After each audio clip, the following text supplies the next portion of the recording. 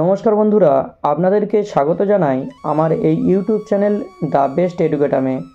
আচ্ছা বন্ধুরা, আপনারা কি জানেন পুরুষদের থেকে মহিলাদের মধ্যে কি বেশি থাকে? এটা আমার কথা নয়, এটা আচার্য চাণক্যের কথা।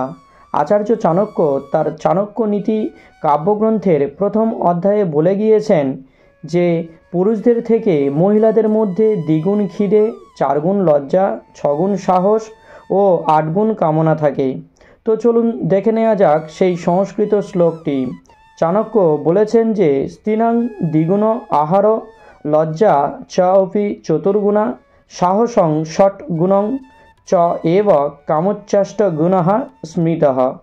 অর্থাৎ এই সংস্কৃত শ্লোকটির বাংলা অনুবাদ করলে যেটা আমরা দেখতে পাই সেটি হলো স্ত্রীণাং দ্বিগুণ আহার, অর্থাৎ পুরুষদের থেকে স্ত্রীদের দ্বিগুণ আহার করার ক্ষমতা থাকে।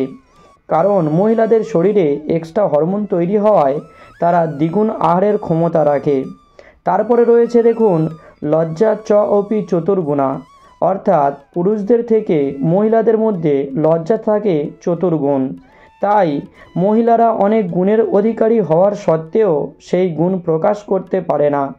মহিলারা নিজেদেরকে আড়াল করে রাখতে পছন্দ করে, কারণ তাদের মধ্যে লজ্জা রয়েছে 4 গুণ।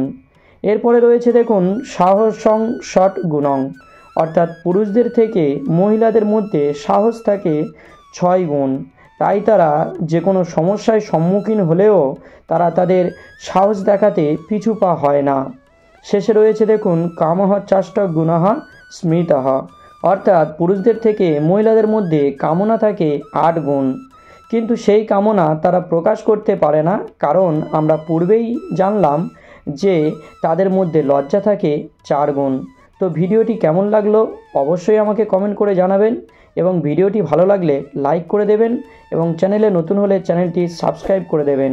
এই রকম এডুকেশনালমূলক ভিডিও এবং সাংস্কৃতিক ভিডিও সবার আগে আপনার কাছে পৌঁছে যাওয়ার জন্য।